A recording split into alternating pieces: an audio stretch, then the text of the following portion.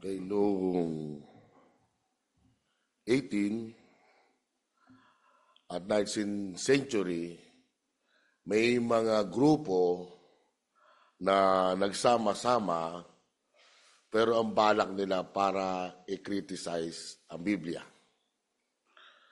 Sila yung mga klero, mga pilosopo, bubuo sila ng isang grupo, pag-aaralan nila, pero ang purpose nila, i-criticize lang nila ang Biblia. Hahanapin nila yung mga mali na nasa Biblia. Ang tawag nga sila sa kanila ay higher criticism o maselang pagpuna sa Tagalog. Ayan. Sa ginawa nilang pag-aaral ng mga kapatid, alam nyo ba kung ano ang naging resulta sa nangyaring pag-aaral na ginawa nila? Nakalulungkot, sabi nila ang Biblia raw ay isang kathang isip lamang. Pangalawa, lumabas sa resulta nila, ang Biblia daw ay isa lang alamat. At ang pinakamasakit, si Jesus daw ay hindi naman talaga umiral.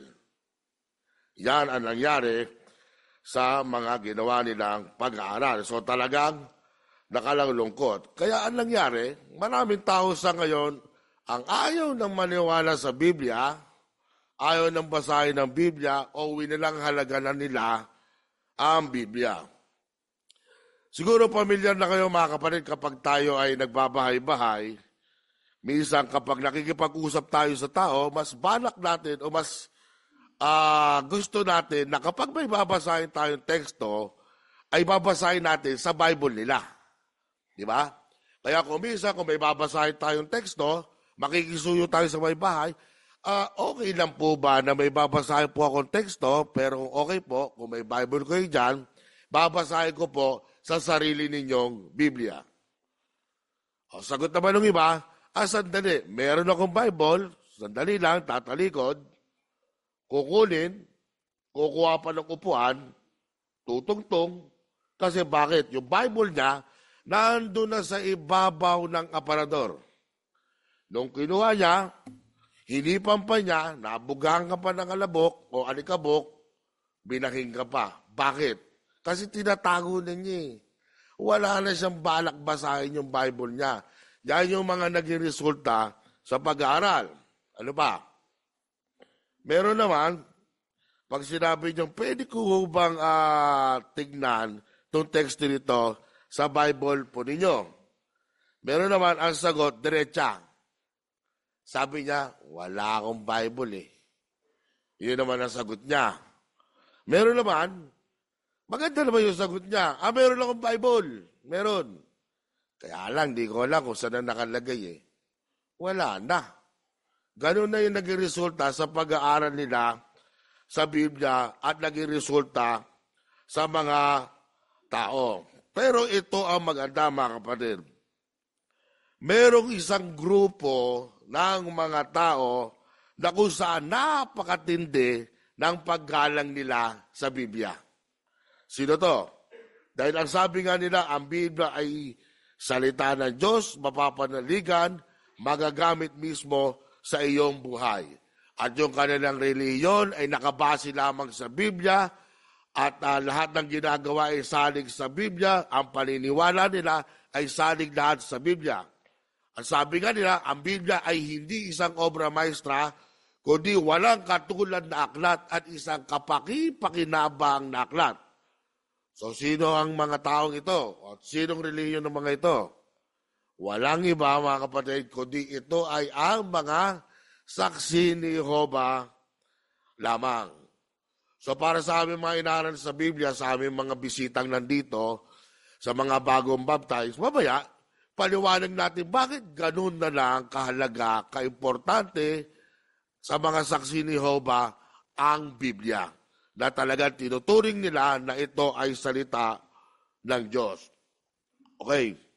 Ngayon, kasi minsan, sa ministry, hindi natin maiwasan kapag tayo ay nagbabahay-bahay, nakakaharap tayo ng mga tao pagkatok natin tao po, pagbukas, mukhang medyo magulo ang buhok, pero nakasalamin ng makapal, tapos medyo di mo maintindihan yung damit, para pag nakita mong ganon, matatakot ka na. Kasi mukhang, ano tawag doon sa mga ganong itsura? Oo, yun, tama sister. Parang ganon, matatakot ka na kung mukhang matalino to ah. Pag nakakita ka ng ganon, ano kadalasan ginagawa mo dahil sa nervyos mo? Tawagin mo kaya si Kuya Roy. Sa akin niya mo ipakausap ito. Kaya niya ito. Di ba? Kung minsan naman, pag naglalakad ka, di ikaw na kakatok sa pinto, nakita mo bigla, the doctor is in. Naku, doktor to, baka doktor ang lumabas. Tawagin mo kaya si Kuya Chito. O si Kuya Chito naman gusto mong parapin. Ano kaya makita mo? The lawyer, notary public. O tawagin mo naman si Kuya Jeric, nuestro. Yan. Bahala siya makipag-usap dyan, no? So, bakit? Parang natatakot ka kasi bakit mga matataas na tao yung kakausapin mo eh. Pero dapat ba natin maramdaman nyo, mga kapatid? Hindi. Bakit? Tandaan natin, ang bit-bit natin ay Biblia. No? Biblia, ang bit-bit natin, kaya hindi tayo dapat matakot. Dahil tandaan natin, mga kapatid, ang dala natin ay Bible, kaya ng Biblia tumayo sa sarili niya. Hindi naman yung normal na itinayo mo, ito matayo. Hindi ganon. Kaya niyang panindigan kung ano ang laman ng Biblia. Yan ang bit-bit natin. Kaya hindi tayo dapat matakot kung sino man ang ating makaharap. Ano pa? Tayo rin ang may otoridad. Tayo ang may otoridad ng mangaral. Tayo lang ang binigyan ng otoridad na gawin ang pangangaral na ginagawa natin. Bakit? Nung inutos ng ating Panginoon ng mangaral, sino nangaral? Tayo lamang. Diba? Oo, totoo, maraming sumubok mangaral. Una, sabihin natin mga 100 sila. Sumunod, mga naaraw, linggo, mga 50 na lang sila. Sumunod ng mga panahon, mga 20 na lang sila. Sumunod, 10, hanggang tuluyang nawala. Bakit? Kasi wala naman sa kanilang otoridad mangaral. No? Nasa atin ang otoridad na mangaral dahil ang ginagamit natin mismo ang Biblia. Yan ang ating laging ginagamit sa kapag tayo ay nangangaral. So ngayon, tayo kasi mga saksi ni Jehovah ay malakas ang loob bukod sa tayo ang binigyan ng nagawin ang bagay na pangangaral, nagtitiwala kasi tayo at nakatitiyak na tayo na totoo ang Biblia. Dahil sinusundan natin yung sinabi ni Juan sa 1:17. Ito kasi yung tinuturing ng pinakadakilang tao noon nandito sa lupa, mabuhay na magpakinalman. Ito yung sabi niya, 1:17. Ito yung turing natin. Sabi dito, pabanalin mo sila sa pamamagitan ng katotohanan, ang iyong salita ay katotohanan. Yan ang turing natin sa Biblia, mga kapatid. Ang Biblia ay katotohanan. Diba? Ngayon, pag-aaralan na natin ngayon, yung napakaraming di mo maikakaila na talagang totoo ang Biblia. Yan ang pag-uusapan natin ngayon, mga kapatid. Okay. Una natin pag-uusapan, ang Biblia, prangka. Paano natin nasabi ito? Sige. At teka muna, gawa mo tayo halimbawa. Meron naglimbag, meron gumawa ng aklat na isang politiko na isa siyang mula sa pagiging nagserbisyo sa military, naging politiko, so ginawa niya ng talambuhay yung aklat niya. Nung ginawa niya ng talambuhay yung aklat niya, sinulat niya yung mga nangyari sa buhay niya, ganyan. Tapos nilimbag niya, ibinenta. Kaya lang, nakalulungkot, kung ibinenta niya yung aklat niya, ang pangalan niya, ang memoir, may ganun pa eh. Kaya lang, nung ibinenta niya, ay naku, hindi naging mabenta. Bakit? Kasi yung aklat niya, sabi ng mga tao, hindi naman totoo yung aklat na pinagsusulat niya dyan. Sabi niya, hindi naman niya sinulat na marami siyang pinahirapan. Hindi niya sinulat na pumapatay din siya. Hindi niya sinabi na nagkukulong siya. Kumbaga, self-serving yung aklat na yan. Kaya, ayaw namin yan. Hindi totoo. Sabi niya lang gano'n. Inaangat lang niya yung sarili niya, kaya niya sinulat niyang aklat na yan. Pero ang Biblia, prangka o hindi? Patunayan natin ngayon. Okay. Mateo, o si Moises, mga kapatid. Sinulat ni Moises, ang sabi niya, pinagalitan ako ng Diyos na Jehovah kasi naging pasaway ako. Tapos, kasi yung credit, ibig na sa kanya mapunta, sa akin napunta, pati tuloy yung kapatid ko si Aaron, hindi nakapasok sa lupang pangako. Sinulat niya, hindi. Sinulat niya di ba? Ano ba? Pero inisip niya na sinusulat niya. Naisip niya ba anong itsura niya na alam niya na mababasa ng mga tao yung nangyari sa kanya na ganon, hindi siya nakapasok sa lupang pangako. Naisip niya ba yung itsura niya nung ginagawa niya yun? O ito pa isa, Pedro. Si Pedro, inulat ni Pablo na siya ay 3 beses kinaila ang ating Panginoong Hesus. Alam na alam natin yun. Di ba? Pero inulat yun. Bukod sa inulat yun, binanggit pa sa kanya na si Pedro daw ay isang racist. Bakit? Kasi ayaw daw tumambay sa mga dito lingintil, gusto sa mga Hudyo lamang tumabi si Pedro.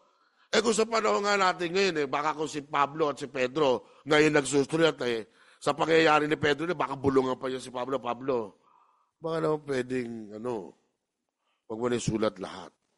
Baka pwedeng mga 2 kalahati lang, okay na yun. Wag nang lahat. Bakit? Kasi alam niya yung isulat ni Pablo, magiging kasiraan niya. Di ba? Pero sinulat ng Biblia. Pero para ba yung mga nagsulat, mapahiya sila? Hindi. Para sa ikatututo nating lahat. So ang tanong, ang Biblia ba ay prangka o hindi? Prangka, di ba? Kasi nilagay kung ano talaga ang nangyari at ano ang naging kalagayan nila noon. Hindi para iiwas ang sitwasyon ng isa. So number 1, prangka ang Biblia. Pag-usapan naman natin ngayon. Pagkakasuwato. Pangalawa, prangka, pagkakasuwato. Okay. Minsan, nasa ministry tayo, nagbabahay-bahay ka, meron ka masusubok dyan na brother o sister, brother, adik ka nga. Alam mo, ituturo ko sa iyo na yung Bible na hawak mo, nagkakasali-saliwaan yan. Hindi totoo. Nagkakabali-baligtad. Hindi kung ikaw naman, nag-iisip, parang may alam to? Kasi bakit niya nasabi na ang Biblia daw ay nagkakasali-saliwaan? O sige, gusto mo, papatunayan ko sa'yo, buksan mo to. O sige nga po, pakibasa mo natin. Binasa mo, nakalagay doon, ang sabi ni Mateo, pinagaling daw ng ating Panginoong Yesus sa labas ng Jericho ay 2. Sabi naman ni Lucas, 1. Pero magkasama sila. O paano na mga kapatid? Kung ikaw ang nakapakinig na maniniwala ka ba, naku, patay, salungat nga. Kasi 2 si Mateo, 1 si Lucas, pero nangyaring kasama ni Jesus. Ganun ba isipin natin, nagkasalungat? Abay, hindi mga kapatid.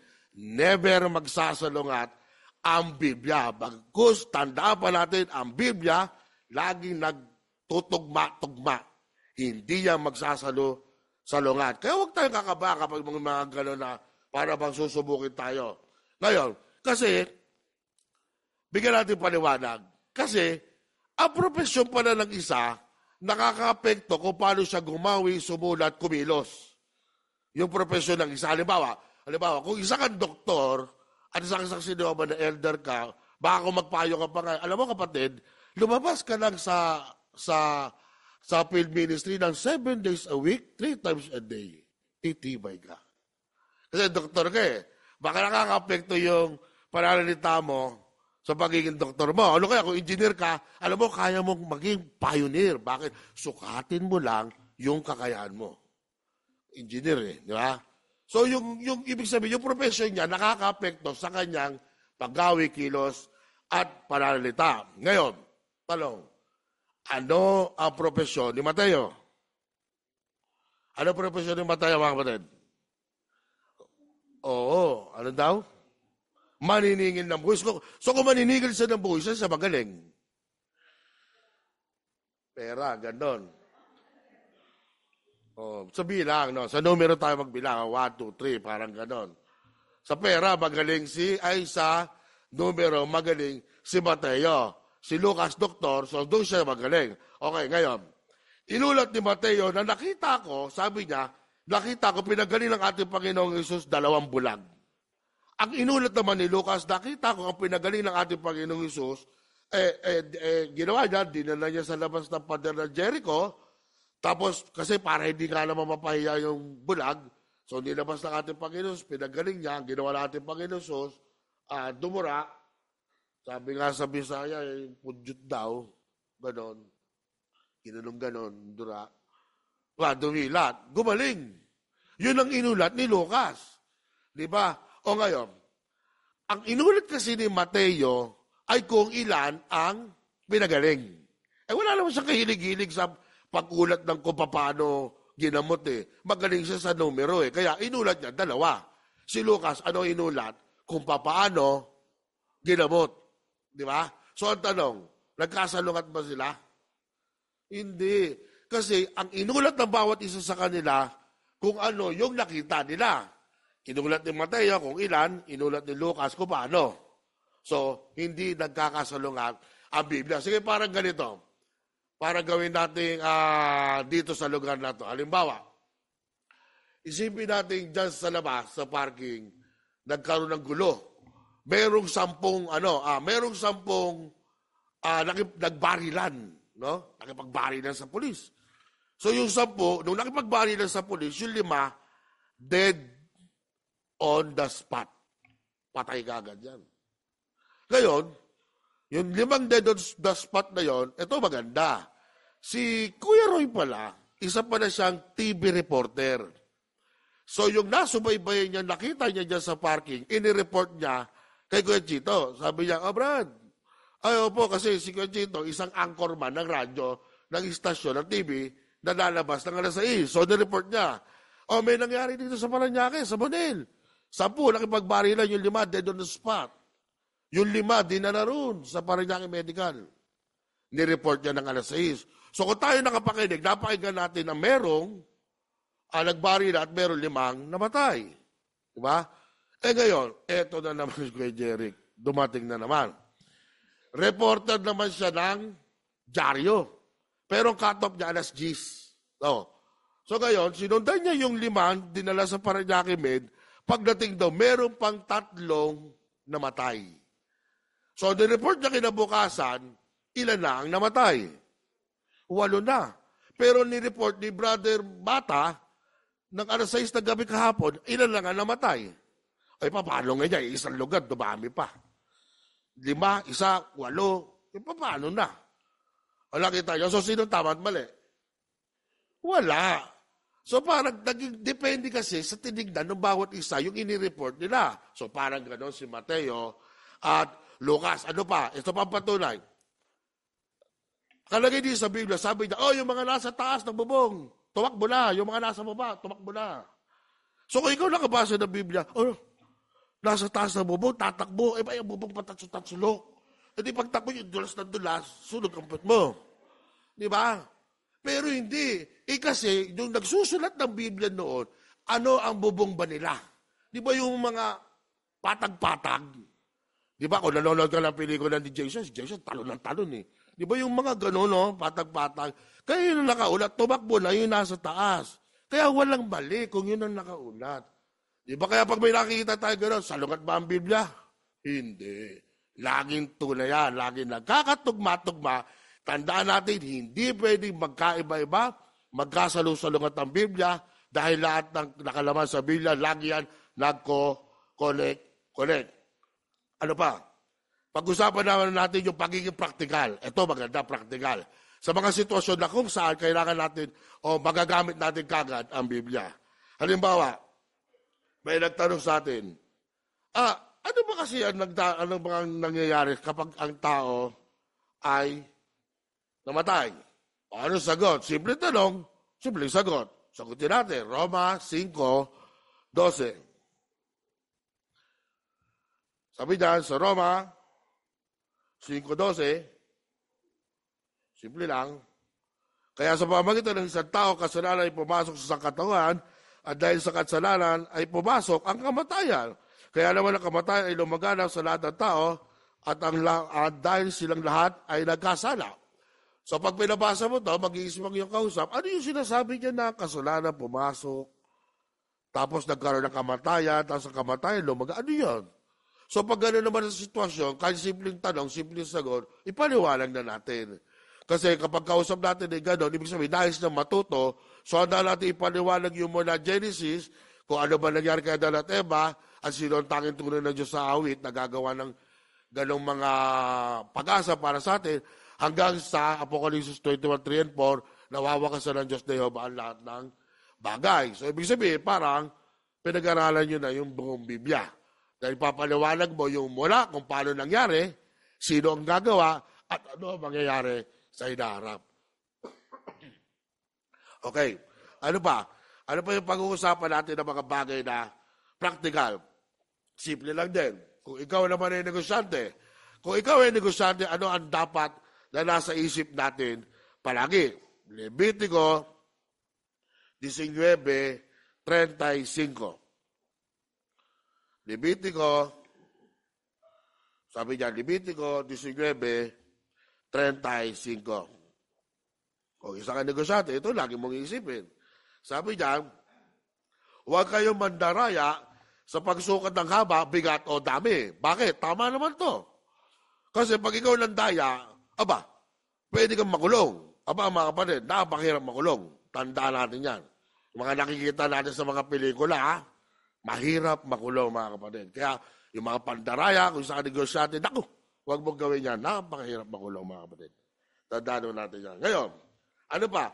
Ano pa yung mga bagay na pwede nating pang magamit sa ating pamumuhay na masasabi natin, magagamit talaga natin ang Biblia?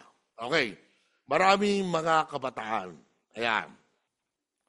Kung isa ka namang sister, halimbawa, sabihin natin, may yung sister, nakaupo siya sa isang kape-kape dyan sa SM, habang nagkakape siya, nakita niya sa malayo, naku, ito yung crush ko nung high school ko. Gwapo pa rin. Sige. Kung nag-isaksi lang to, ito yung gusto ko mapangasawa eh. Bakit? Kasi nakapormal naman lagi. Magalang magsalita. Kung kumilos, pinis. Hindi, walang bisyo. Tapos, kung kumilos, parang mas Kristiyano pa nga doon sa mga Kristiyano sa amin. Diba? Kaya kung naging saksi lang to, ito ang mapapangasawa ko. Pero habang papalapit, parang may naisip siya. Teka, anong payo ng Biblia kapag ganito mga sitwasyon? Buti nila, mayroon siya JW Library app. Binuksan niya kagad ang Biblia niya. Teka muna, tignan ko muna, ano ba sabi ng Biblia dito? Malapit na. Tignan natin, mga kapatid, kung ano pinayo kagad sa mga ganong sitwasyon sa mga kabataan ng Biblia. Unang Korinto 15:33. Tignan natin. Unang Korinto 15:33.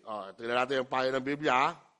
Huwag kayong panininlang, ang masamang kasama ay sumisira ng magagandang ugali.